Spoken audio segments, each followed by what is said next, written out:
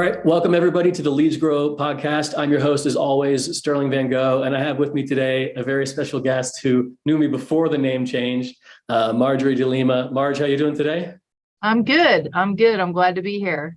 Yeah, we're glad to have you. As we were talking before the show was rolling, we don't talk enough. It's been too Yeah. long. So glad to have you here. So we're going to start with, your background, your story, what got you into law school, why law school, trials, tribulations. And, you and I are working on a book together as we were talking about. And so there's some really interesting stories there. And I'd actually like to start, around your teenage years, because I think that they were sort Oh of boy. uncommon, but also pivotal. I think it'd be an interesting place to start. So, Okay. yeah. Well, I think my teenage years really started when I was 15, and I was 15 for 3 years. It felt like I grew up in a upper middle class home. I was an only child. I am an only child. I didn't like living with my mom and my stepfather, and I ran away. I left. I hung out. A friend of mine who was a year and a half older left with me, and we were kind of like on the streets for a while, if you can imagine that, and kind of doing some couch surfing. So I never actually slept on a street. So I don't want to give that impression. I always had somewhere to sleep with a shelter, but it was kind of rough going for a while. And there was a point where I didn't have my shoes broke and I didn't have shoes, and I talked to a shoe salesman into giving me a layaway type deal so I could wear shoes out and I'd pay him later. And he, for some reason, he allowed that. And I actually did go back and pay him later. It's like $20 back then. And my friend was like, "Why are you paying him? You already got the shoes." And I'm like, "Cause that was my word." And he Yeah. did me a big solid, I didn't have any shoes. So, we ended up in Ocean City, Maryland, which is known for its, I don't know, it's a rough crowd in Yeah. Ocean City, Maryland. And there was a lot of drinking and stuff, and we were hanging around some people I would prefer not to hang around. But my dad ended up showing up at where I was working on the boardwalk. And it was like seeing a vision that wasn't supposed to be there. Like, what I'm in a dream. And he said, "If you'll come home, I will give you my office as your apartment, and you don't have to live with your mom, and just finish school."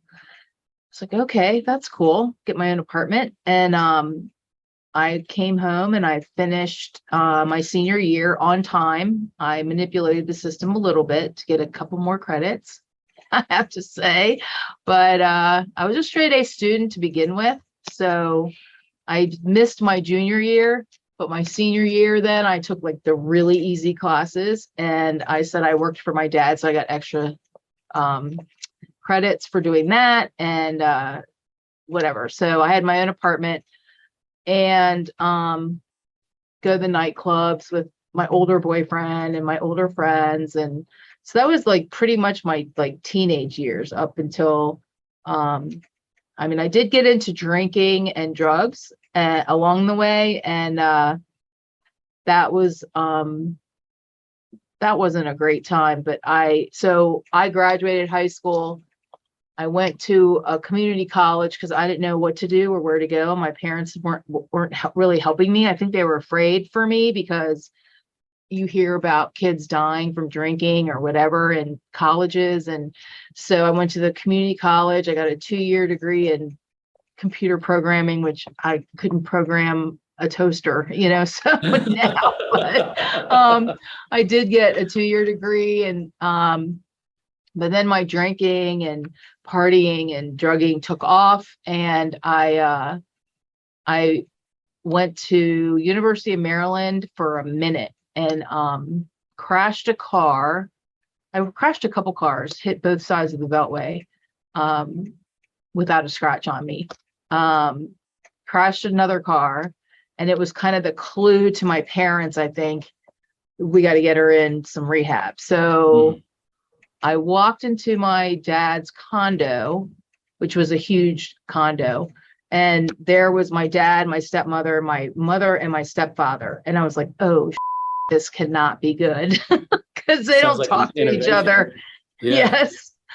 So they did their intervention and they both figured out that they were both giving me money for rent. I was like, they got clued into all my little tricks. And I went to Minnesota for rehab, and I ended up staying there almost 8 years.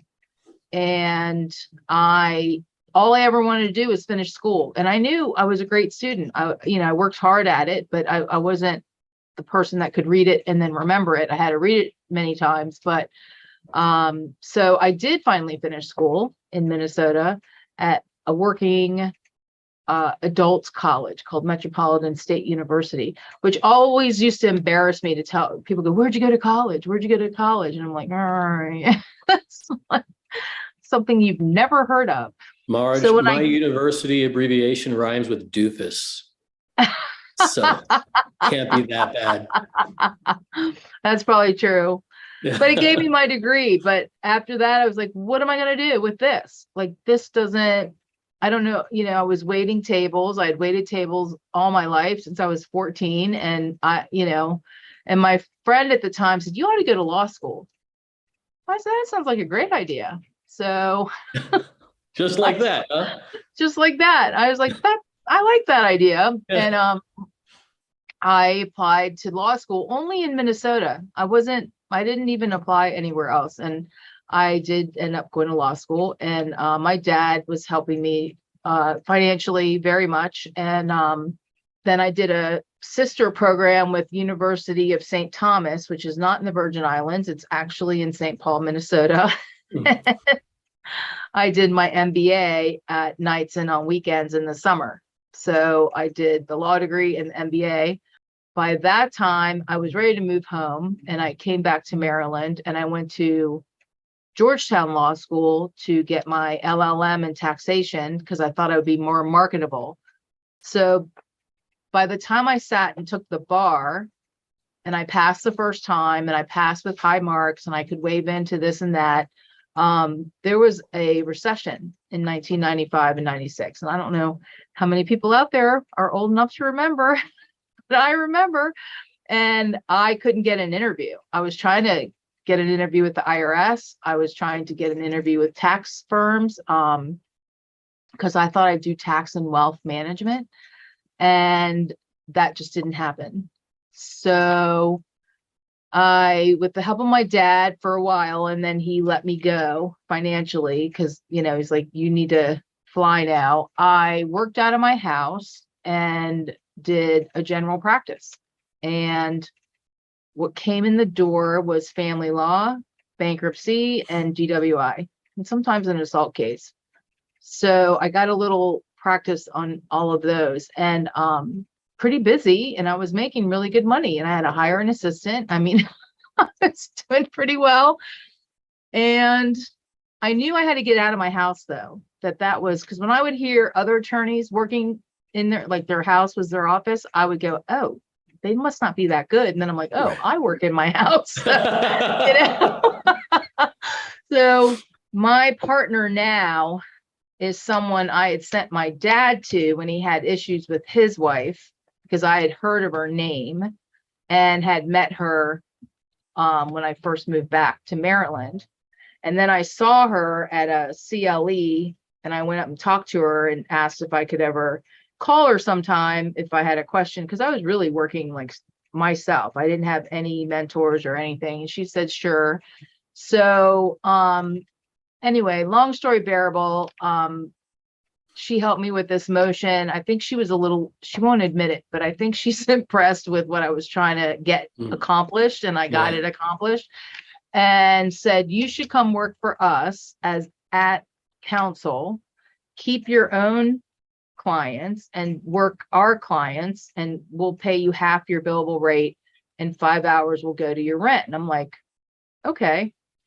Well, that turned out to be a really bad deal for them because they were paying me on cases they weren't paid yet. And I was like, not my problem. I was making great money, very little stress.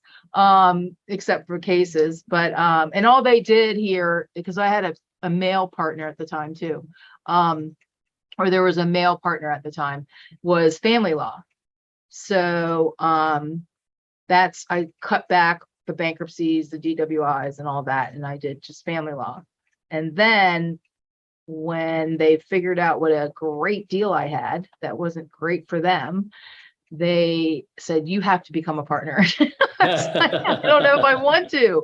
I don't want to, because I don't have any, I don't have any responsibility to anything. So I became managing partner because no one was really managing the firm. And that was in 2006. So that's kind of how I got here. Yeah. Yeah. Interesting. From bartering for shoes to anti-bartering to be a managing partner. It's interesting. Yep.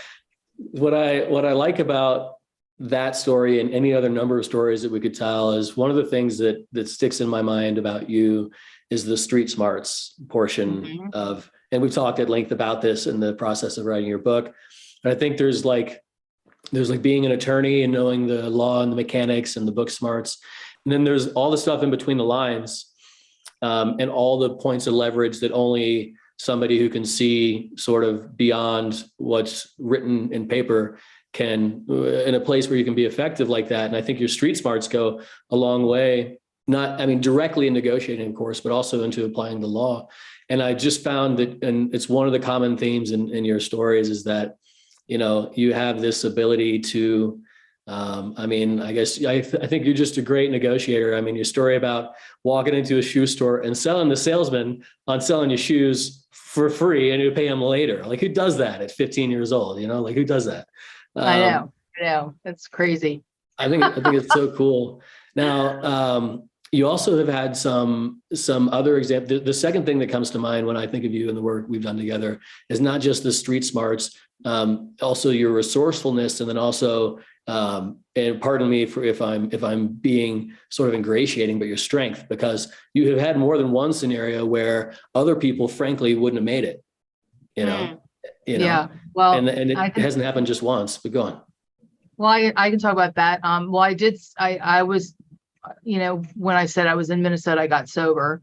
I was sober for over 9 years, and then I relapsed. And I relapsed for 2 years, and then I got sober again. And actually, 2 weeks ago, I celebrated 23 years. Congratulations! From the time That's I got. Amazing. Thank you. And Marge, I just have so much respect for that. Just so you know. But thank you. Yeah. I was married, and I had gotten married, and actually when I had relapsed was when I was dating my soon to be husband, and he was my first in high school. Let me just say that. Yeah. And so I felt like I really knew him, and knew him as a boy, knew him as a man, and whatever. And he had 2 kids, young kids, 8 and 10. And so we got married, and he used to say, your sobriety is our foundation of our marriage. And 16 years later, I asked him to come cuddle one morning, and he said he was in love with our family friend / massage therapist, who I had seen kind of too close to him, if you will, but I trusted him, thought he's not gonna, she's just being kind of whatever. And he was leaving me for her. She was his soulmate. He didn't love me anymore. And I never gave him enough time. So, and that morning I was like hysterical, and I blew up. I was just, I couldn't even like see straight. It just came out of left field. And I remember my daughter, who was like 14 at the time, she's now awake and she's crying, and oh my God, it was just this whole shit show. I mean, it was just stuff I never went through with family. I wouldn't allow all this drama because I have drama at work. And she hugged me and said, "Mommy, please don't drink." And I've been sober longer than she's been alive. So she's never seen me drink, but she's heard my stories, and which I don't know is a good thing or bad thing, but and I didn't. I had people in AA really support me. I had people pick me up and take me to meetings because I couldn't drive because I was so hysterical. I mean, it was really, really, really rough for me and so painful. And that morning I had to go give a closing argument in court. And just ironically, I won everything in that case, but I gave the closing argument and ran out and just bawled in my car. And it took a few years, and I'm still healing from that, because it was gut wrenching, and I always think of shards of glass, and I don't know why, but that's what I think of. And so I had to keep my head above water. I had to take care of my kid. I had to like stay sober and, and keep working. So my partner was my attorney.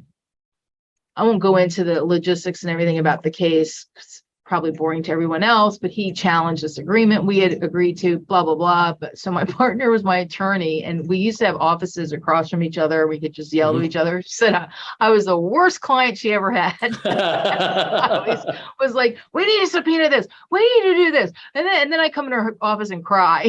She's like, oh my God, get out. It's like, I'm living with my client. I can't do this. So anyway, I mean, I guess, things worked out for me. And I mean, I'm not with anyone, but that's okay. I'm working really hard on the business. I'm working really hard to make this business better and bigger.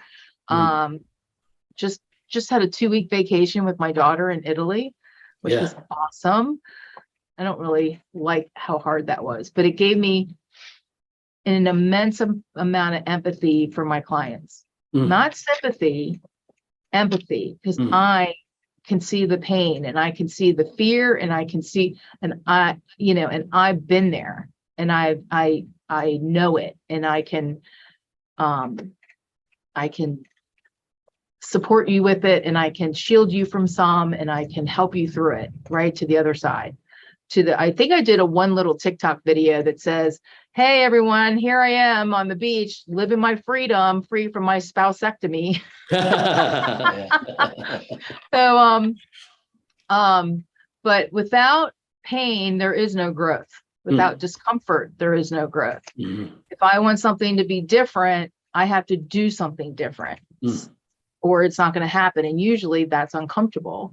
That's what I'm learning. Like, some of the things I'm doing in the business is uncomfortable, and I need to do them because I want this business to succeed. And well, we are succeeding, but to grow bigger and better. And that's, I think, and my dad died January of 21, and his birthday was yesterday, and he would have been 80. And so it was a little bittersweet. I didn't go through this whole huge meltdown because he was not in great health. But I mean, life happens, unfortunately, and I'm getting older and can't move as fast. Or I was on the phone with my daughter today, and I leaned over for something and grunted, and she goes, what was that? And I said, every time I move, I grunt. It's like just the way I am. It's just, what happens when you get older. So anyway, that's an amazing story. That's so cool. So I think that's such a cool story. It is something that sticks in your mind. And I often wonder, one of the things that I've wondered, I think everybody would probably like to hear is like, how the hell do you do that? Because, being sober, that's a challenge. Being divorced, that's a challenge. Having a kid, that's a challenge. Running a company, that's a challenge. And most people run out of willpower and they give in on one of these fronts. The reason, what did they say? The reason Germany lost the war was because they tried too many battlefronts at once. Which thank God they did. But how do you handle all of those? Like, what's your secret? How did you make all that? Secret? Oh my gosh. Well, my daughter is in college, so she is. I'm an empty nester, which that is somewhat easier, but then I've got all the college stuff to deal with. But so she's in at FSU. I think what Alcoholics Anonymous taught me was that I needed support and other people to stay sober, because one of the reasons I relapsed was because I thought I could just do it on my own because I knew it. I'm an only child. I was always on my own. I was always alone. I always did things alone. So I can do this. I did everything else, blah, blah, blah. And that just wasn't the case because I didn't have the support and I didn't have the input of other people on life's terms. I just had my own thinking, which will revert to negative, crazy, whatever. And so with my daughter, I had support from my friends and my parents. She was not a hard kid. She was pretty easy. I mean, actually. And it was she still saw her dad and she's still really close to her dad, but it was kind of like it was us, and she would always bring her friends over and I liked her friends. And in fact, I ended up, when they graduated high school, some of them rented a room for me. I was like, okay, fine, whatever. And she actually graduated in 2020, which sucked, but for her. And so I also had been in some therapy, which was helpful. And I'm always looking into like stuff with the brain and the mind and how to, my thoughts are negative initially, just automatically for some whatever reason, that's where I go. And to like stop and say, is that even true? Like, am I not enough? Am I unlovable? Is that even true? Here's some examples of why it's not true. Okay, that's not true. So stop thinking that. Stop telling myself that. It's kind of hard to do all the time, but it does help. And so I did some mindset work with other people. And then I also joined How to Manage a Small Law Firm, which has really helped me with the support of building my law firm. And they've helped a lot of people, and they really have a great system, and they have great workshops, and they're all very informative. And in fact, I'm leaving tomorrow to go to Miami to yet another workshop. Nice. But so how do I handle, well, one is I've always been an overachiever, but most lawyers are. And this sounds trite, but it is a day at a time. Like, what can I do today? I mean, I get overwhelmed, and I get really overwhelmed. Like, what am I supposed to, oh my God, all this stuff is just coming in and I don't know what to do with it. And I don't know where to put it. And I'm so busy, and oh my God. And so I asked someone, what do I do with that? And then they tell me, what's your goal? Well, my goal is to hit, a certain amount of money in gross receipts. Okay, so what do we need to do that? Sales and marketing. Okay, what do we need to do? And they stop me and like break it down for me,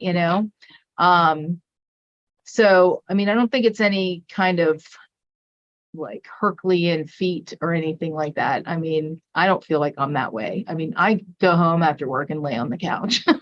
So tired. One of my daughter's friends interned for me. She's like, oh my God, Miss Marjorie, you work so hard. You're always busy. You're always do. And she said, I'm only used to seeing you lay on the couch. Said, that's because I'm so freaking tired, BB. When I come home, I just lay on the couch. So that's funny. And also, this is going to sound odd, but I've been delegating a lot of stuff that needs to be done. I've just been like, I need this done. I need this done. I need this done. Please, please, please get this done, so that's been helpful as well. Yeah. Let me tell you what I think I heard. Okay. Because I've discovered, by the way, I don't always hear what I think is intended to be communicated, but here's what I think I heard. A couple things. This is what I just took away from what you just said, which is that you can't do it by yourself. Now, right. There's a lot of parallels between our personal life and our business life. And some people would go so far as to say that your business problems are not business problems, they're personal problems reflected in your business. So I think that you have the foundation there is, I do personally believe that businesses can only grow beyond the founder's personal foundation. That's my belief. Having experienced a change in my foundation and seeing the effects in the business. And then have you seen, I think it's called Alone, this reality show where they take a bunch of survivalist experts and they put them in the woods alone and they see who can survive the longest. Have you seen this? No, I haven't, but are they naked? I think they But are naked. I afraid? think it's literally, I think they're naked and afraid. No, I've seen like a Saturday night spoof on it. Okay. What's interesting about that show, like I don't really watch TV, frankly. Rich people had big libraries, poor people had big TVs, right? I believe that. And I found, by the way, it's to be true. But I don't really watch TV. I did see the show at a friend's house, have an episode. What I gathered from that show is they took the foremost survivalist experts in the world and they put them all out there alone. And nearly every single one of them, if left alone, would have died. And many of them almost died. And they were like ready to keep going, but the doctors were like, no, because the show has a liability now if they die on the show, right? Right. So if the expert in survival cannot survive by themselves in the wilderness, I mean, the parallel is how can you expect to survive by yourself in anything? And Right. you know, it literally costs them more calories to get food than the food contained, right? Now, as soon as you have 2, 3, 4 people, now you have a group and you can and literally sustain on the calories. But it's a great parallel for, I mean, really not just for handling addiction, but the same tool can be applied to your business. You can't do it by yourself. The other interesting part of that is like you didn't call it a mastermind. And by the way, as I mentioned, we're launching a mastermind. But that is a mastermind. It's anytime there's a group of 2 or more people. Now, there's some biblical references to that. There's some metaphysical references to that by Napoleon Hill. And by the way, every boardroom in the country is a mastermind. So the whole thing is being done all the time. But without those other people in your life, it seems to me like it would have been very difficult to stay the course. And so you didn't say this directly. Did you agree with that? Oh, yeah. I mean, when people are like, how did, you went through your schooling and all the stuff you did. My dad helped me financially. If I didn't have that financial help, I wouldn't have gone a lot. I mean, I couldn't have, how would I have paid for it? I mean, loans and whatever, but, and then, and AA support, just the people that I came to love and know and trust and, and I learned to be very direct and honest about what I'm thinking and feeling, even if it doesn't match or if it sounds crazy. I don't care. I need your help or support or input or just to vent or just let me, whatever. Yeah, absolutely. Absolutely. That must be the secret because I don't see it working any other way, or at least not without that ingredient, right? No. And then on the topic of how I take a nap almost every day, Marge, can I complain on that? Can I have a fatigue disorder, so whatever. I feel like no amount of caffeine in the world fixes it. But I will say it's interesting. I've heard this phrase, the less I do, the more I make. And when you think about a Fortune 500 CEO, clearly it's not even remotely physically possible to do all of the work. So the task is not to do all the work, it's delegation. Have you heard that story? I think we've talked about this actually, about the consultant that walks in to the factory and the factory owner is flipping out because his factory line is down and he's losing $100,000 a day and none of his technicians or engineers can fix it. He doesn't know what to do. And he's got to start making widgets or he's going to go out of business. And he calls in the consultant. The consultant looks around, grabs a hammer, takes one swing and the whole factory line starts moving again, right?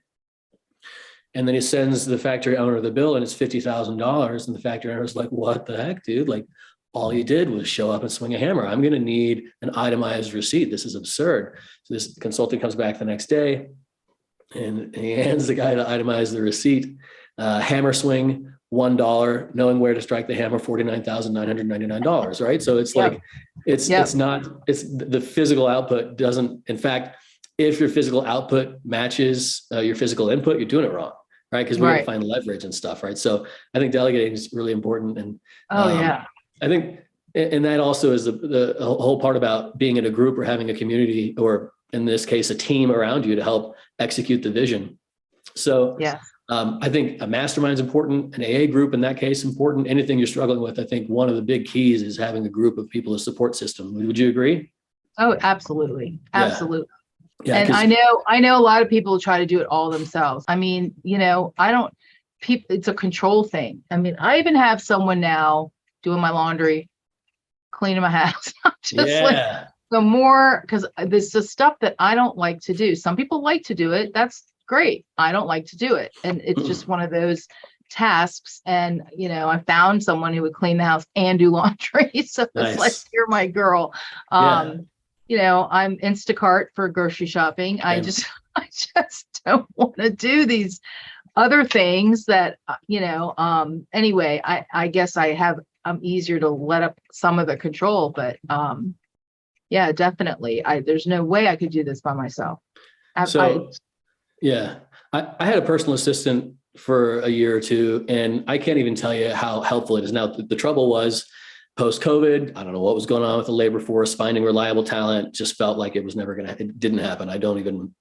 But let's say you make $1,000 an hour and you can pay someone $25 an hour to sweep, take out the trash, do the dishes, do the laundry. Why in the world would you ever spend a minute doing that stuff, right? Right. And by the way, you don't have to be doing the $1,000 an hour work to justify the $25 an hour. You can be recharging and doing nothing during that time so that you can go and do the $1,000 an hour work later. So more productive later. Absolutely. Exactly. I completely agree with that. So I want to switch now into more direct, tactical, practical tips and tricks for anybody listening, attorneys, advisors, CPAs, doctors, estate plan, anybody in the professional services. So what are some big lessons? Although I think what you just gave was a huge lesson. Anybody not taking notes should go back, listen to it again and write it down. Beyond that, what are some big lessons that you would teach to your former self, or you would teach to your future self, or share with the audience? So my former self, I would first say that I wish I had had some way of networking before I even needed a legal job, before I got out of law school, because a lot of people have connections and I didn't have any. And I never thought of it that way, and it would have been in Minnesota and maybe I wouldn't have come back to Maryland. I don't know, but I had like no connections. And so yeah, dig your well before you're thirsty. Yeah, yeah, exactly. And for my former self, I never looked ahead and thought for a second what I wanted or what a goal might be. It was always kind of now in the moment. So there was no plan, really. And I would say that has been helpful for me now to do that. But I wish I had done it, of course, hindsight's 2020, back from the beginning, maybe. As far as like, with marriage, if I may, like I read this book called The Go-Giver Marriage. It was really, it's very simple and it's very good. And in it, I could own some of my own parts in my marriage because I was just all wrapped up in being betrayed. So I was like, I couldn't see, anything that I did. And I could see how any relationship, business, personal, anyone, takes showing some appreciation, takes allowing the person or business or what have you to be themselves and have their own, position or way. I mean, anything like that. And that was something that I didn't really do. I was wrapped up again during the marriage to make money and work, because I felt like I was feeding it,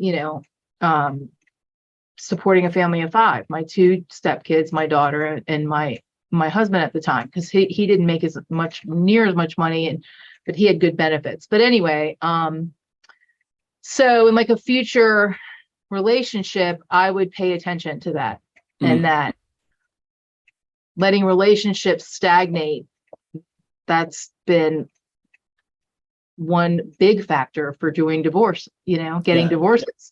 And so that's another thing. Not sure I want to be with that person, because evidently he had been like trying out his oats like the whole marriage, which I found out later. Really? Yes, and there was a lot of people I knew, and oh my God, and I was just like, okay.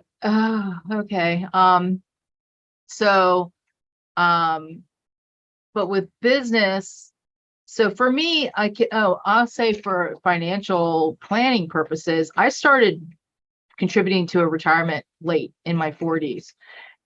If I could go back to my 20s and start contributing even $20 a week or a month, I mean, I almost feel guilty about it because I wasted so much time. I never had a forward vision.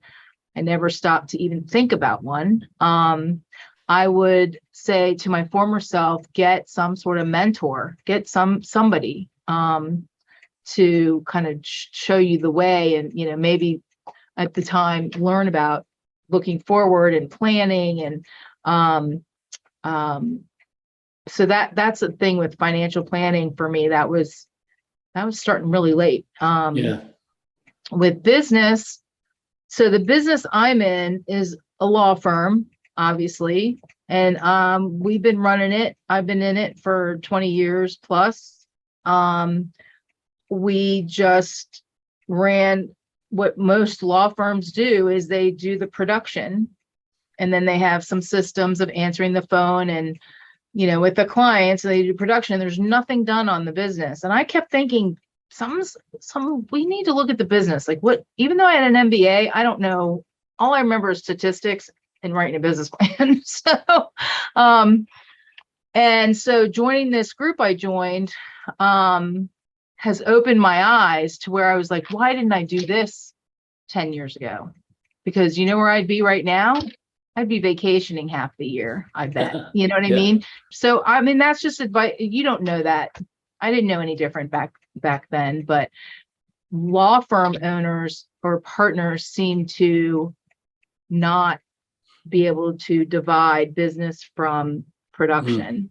And I too was guilty of that. I didn't know there was a separateness to it because the production was bringing in the money, right? So delegation and asking for help. I know a lot of people get very shy about asking for help, but it's the best thing you can do for yourself. I mean, get over yourself. That's an ego thing. Like everybody needs help, everybody. And laugh at yourself, because I laugh at myself all the time because I'm a big goof.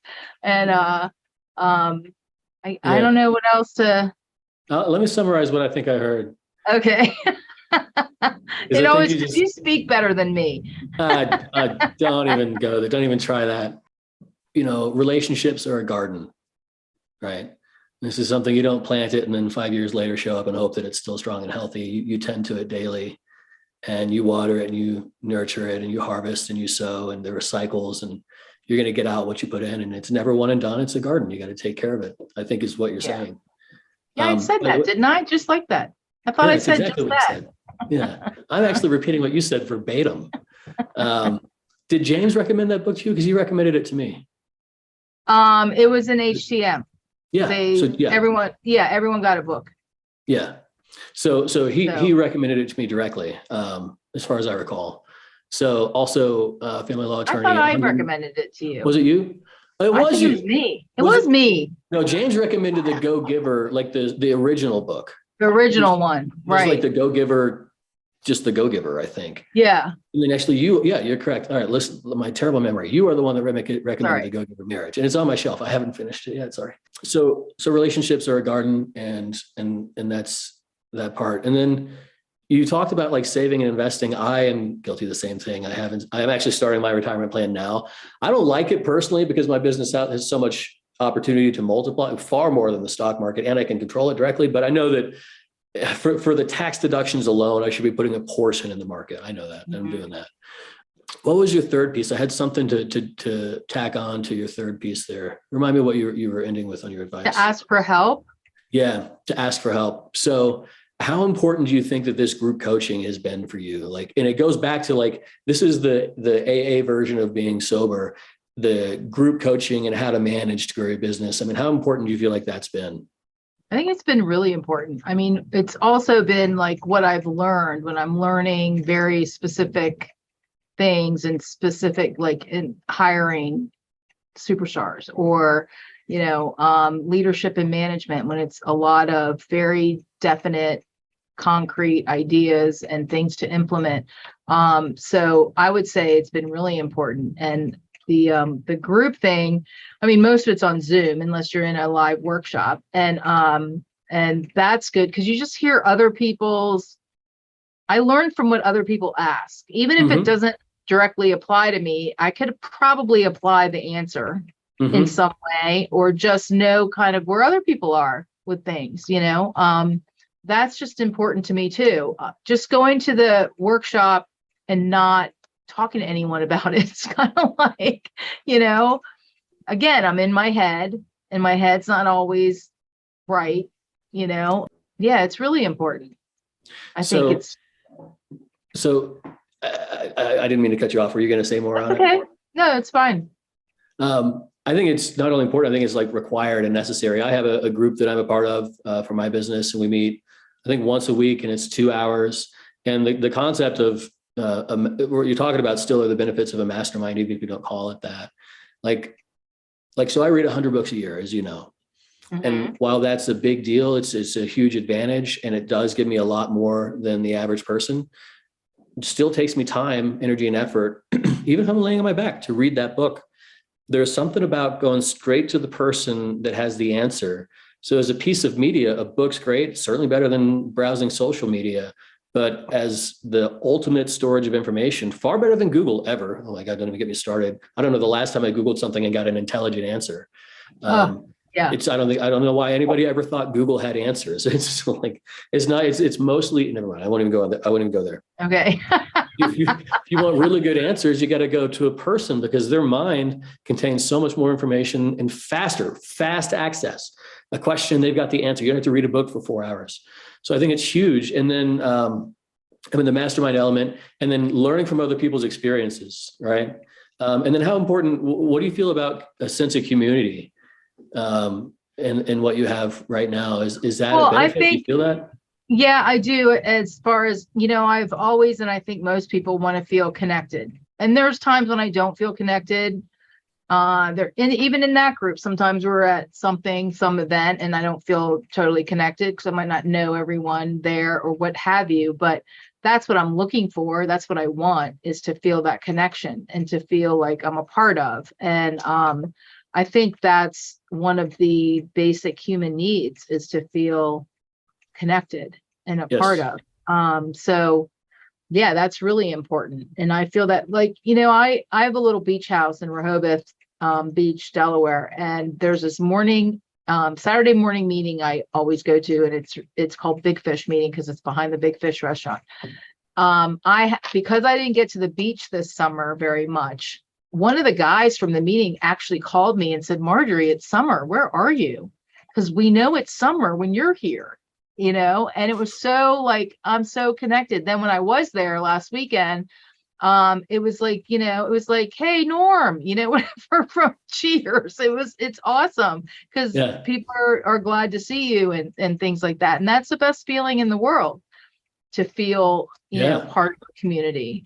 Definitely. So Yeah. yeah, and not everyone has families. I don't have a big family. Hmm. I don't have this, I'm the only child. I've got my mom and stepdad and my stepkids, who I'm still close to, and my daughter. But I don't have this, like, big, huge family that's my community. That's not, Yeah, same for me. I know the feeling. yeah. We find if we don't find that, so we are neurochemically driven for association, right? So we get oxytocin from friends or from romance, and one, or from family, in one way or the other. We have a need to feel like we belong. I think maybe because if we're alone in the wilderness, we die, right? I think partly that's there, but it's so important. I have found my life is most out of balance when I don't have a solid personal network of friends. Yeah. And yeah, that's actually been happening a lot lately because of COVID, and we're still all getting back into the rhythm of it.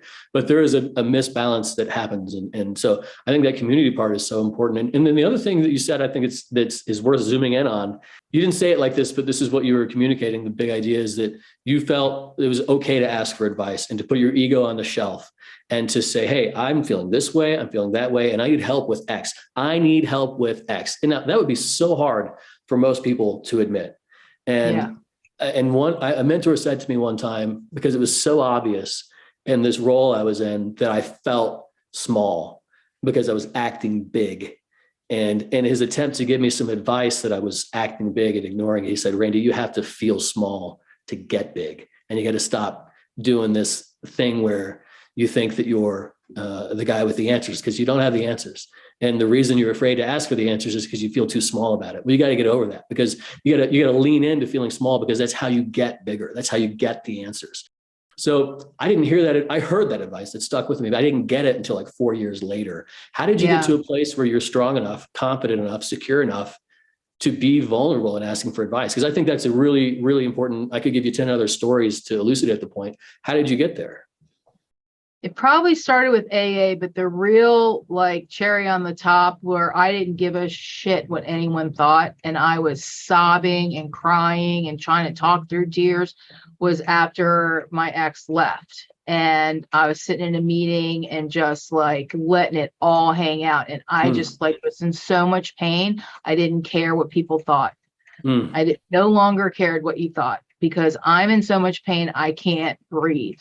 Right. And so I had to let it out somehow, I guess. And let, my kind of my cards on the table, if you will. I mean, I don't even think anyone understood me while I was trying to talk because I was,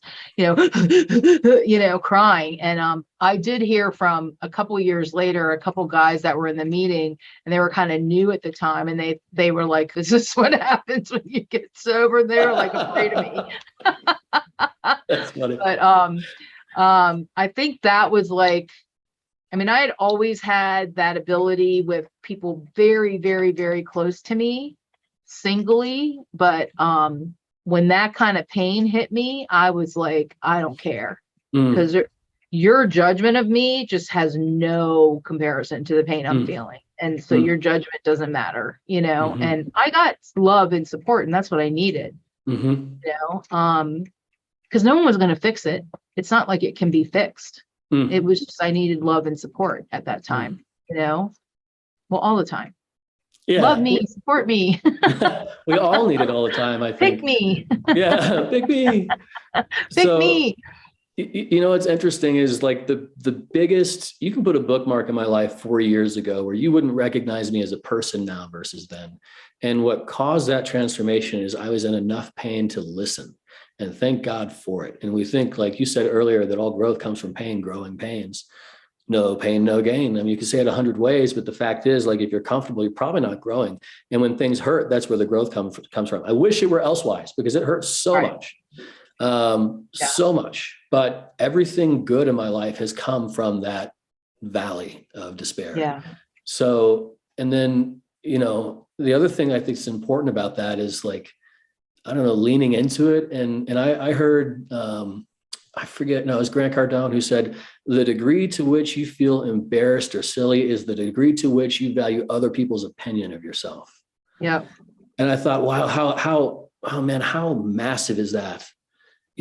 Because if you can let go of that, I mean, if your value is, if you assign your own value based on other people's perceptions, good luck to always be at the mercy of the unwashed masses or the person you're talking to in that moment. Like, holy cow. I mean, I couldn't imagine such a roller coaster of self-perception. But then when you get to a place where your I mean, reputation is not the word, but how you view yourself, when that's not dependent on other people's reaction and you can actually go to the root of the matter. And I think there's so much power in that. I mean, and it sounds like that's what you're getting to. Yeah. Or that sounds like that's where you are and what you're advising others. Well, yeah. I mean, sometimes I slip back into caring what people think or trying to read their mind, I don't think they like me, but, they're lost. but thank you. But I have to remember, like, it's their stuff. It's them. It's not me. It's not personal. It's them. Okay. You don't like me. That's okay. I don't like you. So, yeah. Yeah, I want to be at the point where I'm like that all the time automatically, but you know what? I think that takes work, just like the relationship is a garden. Like I was telling my last guest, I have a book I look at almost every day with quotes to remind myself to center myself with my goals, with my habits. Like I've replaced video games with guitar. I've replaced drinking alcohol with the gym. I've replaced picking my fingernails with something else. And for the first time, I'm not picking on my fingernails in my life. And so I write down my habits and stuff, small stuff, right? Yeah. But unless we keep that front of mind, we lose focus and we lose the center and the way. So I think if that's an important outcome, to be able to operate independently of other people's opinions, then we need some mechanism to remind us of that daily, to exercise that just like we would exercise daily, or tend the garden daily. So Absolutely. let's give advice to your future self. What would you say, knowing what you know about yourself now, what advice would you give your future self? Well, I would think like I did this exercise once where like I imagine my future self and I give advice to me now Fair enough. on Let's how do to that. get there. Yeah, let's do that. Right. And so and I'm trying to remember what I said. Oh, yeah. I think part of it was because my exercise and eating has not been in good shape for quite a while. And part of it was get your shit together when it comes to eating and exercise, because you're only getting older and I don't want to be your future self and be like hunched over or can't walk or, do something now was the big thing. And I was telling myself now what happened in the future. Nurture your relationships with your stepchildren. I actually just talked to my stepson this morning and said, I really want us to talk more and Zoom more so I can see the grandchild, I'm Gigi. And nurture your relationship with your daughter. And then I told myself now from the future, unfortunately, I call my daughter Rocky. Rocky's dad died and you were there to console her and you're there with the family. And fortunately, he died before the term life insurance expired. So you got your 500 grand from the term life insurance. And so then you're able to invest in some real estate, which is what you've been wanting to do, but you've never had like a lump sum of money to do that with. And that's what's been adding to. I think that's funny. I don't, maybe that says something about me that I think that's funny. I thought it was funny. I think the reality of it is what's funny, it's the truth of the matter. So it's probably never going to happen, but it's not even up to me. So, well, no, thankfully, I'm sure. Yeah. So that Lastly, was the kind of thing I was saying is like, get your shit together, get your ass in gear, stop being lazy. What I need to do is make a decision that's what I'm going to do. And I have really not made the decision. I say every morning I'm going to get up and walk and I stay in bed. So I really have to get over that hump. And I actually texted my neighbor today and asked her for help. And I said, walk. I need to walk. But I'm accountable. I'm there. So I did ask for help today for that. Amazing. And that was about it. I mean, my future self talking to me now. You know what came to mind as you were saying that? Two things. Do you listen? So Grant Cardone's been very influential in my life as well as many others. And I actually started listening to his wife. Do you know Elena? Have you heard of her? No. Worth listening to. She has her own set of perspectives and experiences. And she had a really interesting insight that I saw. And she said that she was not talking to herself. Her own internal dialogue to herself she was not speaking to herself as a friend. If she spoke to her friends the way that she spoke to herself, she never would, and nor would she have any friends. And so she made this realization, this commitment to be a friend with herself. As weird as that sounds, like to treat herself as well as she would treat her friends. And I thought there was something something in that. And I thought about my own internal dialogue. And I mean, the things I say to myself, is not polite in any company, so why would I do that? Right. So I actually have taken a step to be more friendly with myself. I think it was important. A great friendship, you have the option to say that when it's necessary, right? It's a different kind of definitely. thing. And then, from there comes a whole other list of things. Like if you can find ways to program your habits. I think you already touched on it. Secret number one, you can't do it alone. So you got a support system. So you got a walking buddy. That's huge, right? And then of course you have a sense of community. And then the other thing I found with habits is like, have you read any books on habit making at all? Yeah, the Atomic Habit. Atomic Habits is big. Have you read Charles Duhigg's book, The Power of Habit? No. Have you read Willpower Doesn't Work? No. So the big idea is that like habits only work when they're convenient. It's like you can't put it any other way. And I think like or when the reward exceeds the inertia of getting started. I would just point to those two books. I think they're really, really incredible. What else is in your mind as far as advice for the audience? I don't know, like tailing off of what you just said, just being kinder to yourself, and would you talk to your friend that way? And I know a couple of people that have named their subconscious, and when their subconscious is kind of saying these things in your internal dialogue, they, do some sort of routine to get rid of it. It takes some time and energy to do that, but it can be done within, a minute or two. Is you notice this thought, and if you don't change it, like I was assigned to go 7 days without a negative thought about myself. Like if I had one and I changed it right away, that was fine. I'm still working on it. So, yeah. But I don't know. I don't want to sound like, believe in yourself and, go. Well, what's wrong with that? Nothing. I just feel, also what you said earlier, you got to get your mindset in place before you go to your business, because that's what's running things. And what you do small, you do the same way big.